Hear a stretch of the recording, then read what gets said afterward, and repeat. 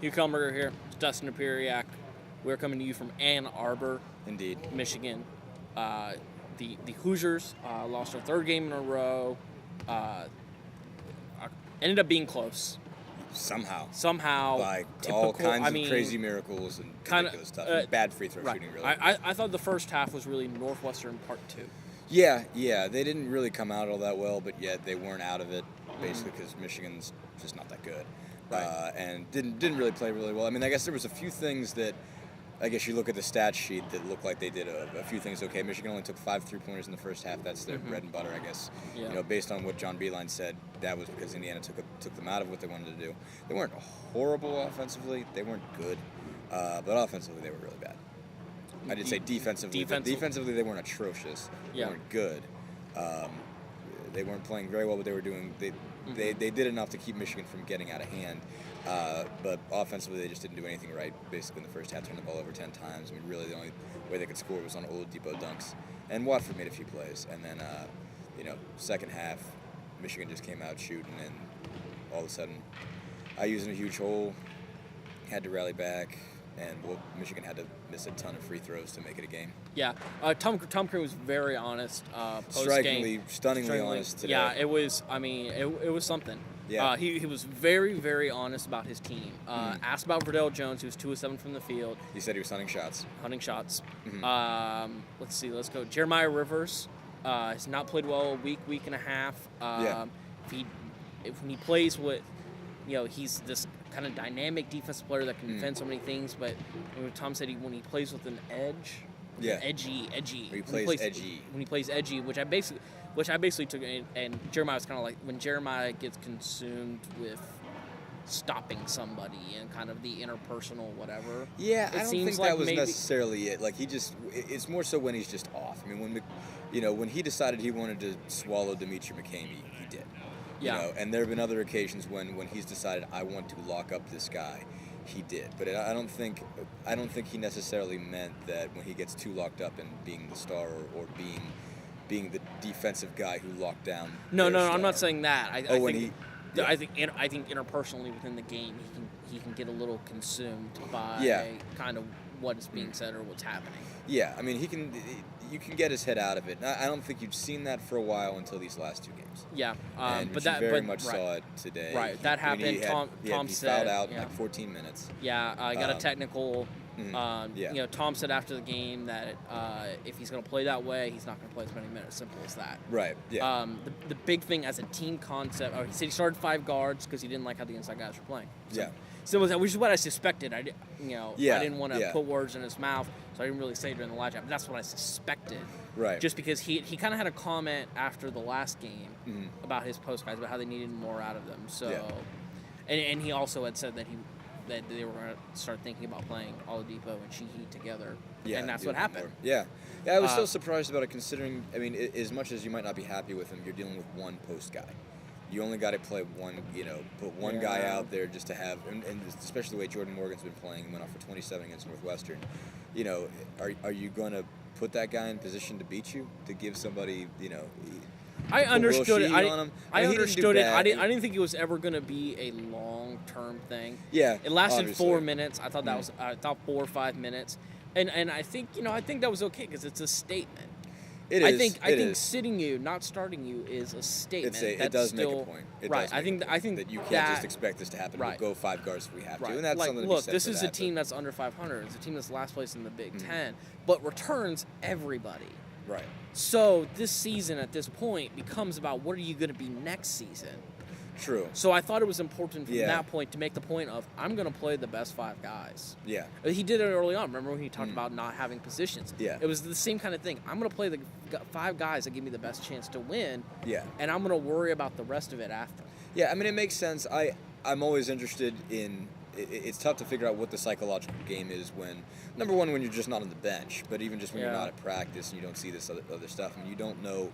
If you do wonder, okay, a lot of people have asked, okay, like if he's so willing to give the hook to the post guys, especially Derek Elston earlier in the year, why is he not giving the hook to guys like Verdell Jones when he makes a dumb play, where he makes a dumb pass or something like that? And I guess maybe he's more necessary, he's more talented. I think the post guys are viewed as more interchangeable. Yeah, I mean, they're not getting anything out of any of them. Quite frankly, I think in this offense, with a lot of the defenses they play, I think they view the post guys as being more interchangeable. Which does make sense, but it's just in the same way. It's like, okay, like if you're making a point, like why do you only make a point to certain guys? But you never know. You don't know what's being said. It's like, okay, like does this make sense? I mean, the question is, it comes down to consistency. What I think you're doing about that. Right. Yeah. But mostly, but again, I guess part of the point, one of the big things he said is this team needs to be. It's not just competitive; it's got to be combative. And it was kind of one of those classic Tom press conference moments when he's like playing with words.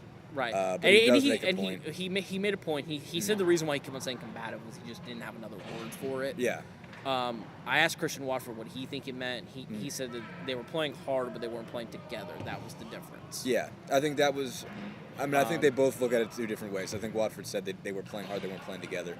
What Crean said was that he says you got to make them feel you. It's not just running around and chasing loose balls or whatever, or trying to be where you're supposed to be. It's more about like, exerting some form of will. Being in a position where you're making the first contact underneath for a rebound. Like he said, making somebody feel you. Right, and I understood what Christian was going with that too, because you're more likely to do those things when you're not playing for yourself. Right, exactly. So I understood what Christian was kind of taking the next step a little bit. Yeah, exactly. Or kind of taking a more of how this is going to happen. More kind of a more emotional, mental, togetherness, chemistry type. Right. Then I'm just going to jab the guy, and now I'm being combative. Right. So.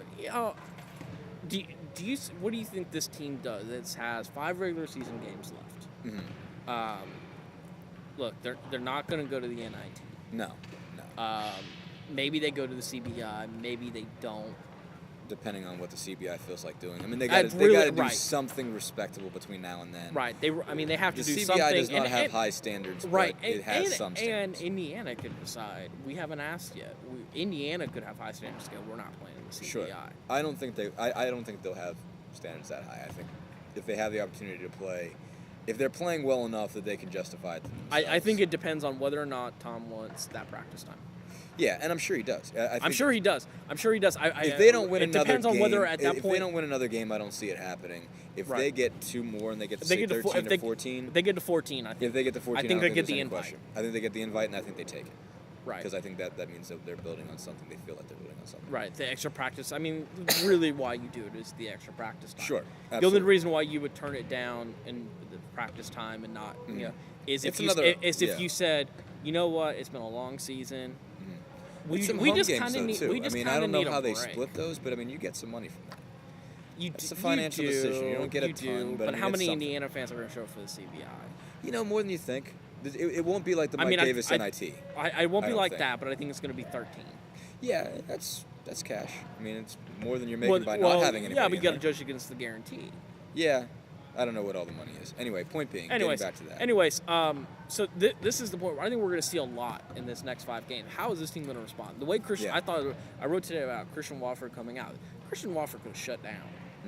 How many guys on last place NBA teams say, you know what, broken hand guys, I'm out. Yeah, I'm out of here. I'm gonna rest. I got to worry about myself. Christian could have done that. Yeah, Christian could have Christian could have taken his time. Christian could have said, maybe I'll be back for the Big Ten tournament. Right. And he comes out and plays well. Yeah. And I thought it said a lot about where Christian's mindset is. Mm-hmm. Yeah. So I think we're going to see something similar in the rest of this team. Not so this happened and now this happened. But how are they going to respond in these next 5 games? Are they going to shut down or are they going to continue to fight? I think they'll... Fight's one thing. I think one thing that interested me about today that's an issue that I think they have to take care of, and I don't know exactly how you do it, but it's different, and I don't blame it on these 2 guys necessarily, but it's interesting the changing dynamic when you go from having Watford and Jones to not having Watford and Jones. So, and we've gone kind of back and forth, and I guess maybe I've sort of waffled on this whole entire thing, and I don't want to say they're better or they're not better, but an element was introduced today that they had to get used to again, and I think that was an issue. Like, just having, instead of, number one, just having bigs that were just there to screen, more or less, and having to be in a position where no one is trying to make a play that isn't there, to now knowing that you have guys that should and that you want to take the ball one-on-one, I think it was an adjustment.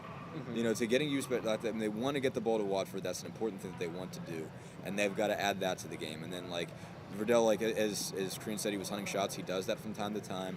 As far as kind of his mentality, I don't know, but in the same way, he is supposed to do that to some degree. He's supposed to attack. That's what they want. So it's okay, he's got to figure out what's the difference between hunting shots and attacking. Where is that line? So they got to deal with him figuring that out again. They've got to deal with how much do we have to get the ball to Christian, and on top of that, now you have Jordan Hull suddenly, demanding defensive attention. So all of a sudden, the game's changed, and now they have to re-up and kind of be creative again and figure out, okay, how do we do this now that we're in this new, different situation with the offense? And it's gonna require a new and different plan.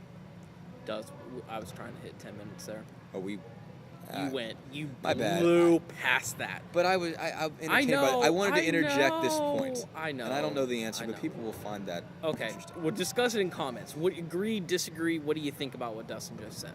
You're probably have fun with that. Go for it. Yeah. Thanks, everybody.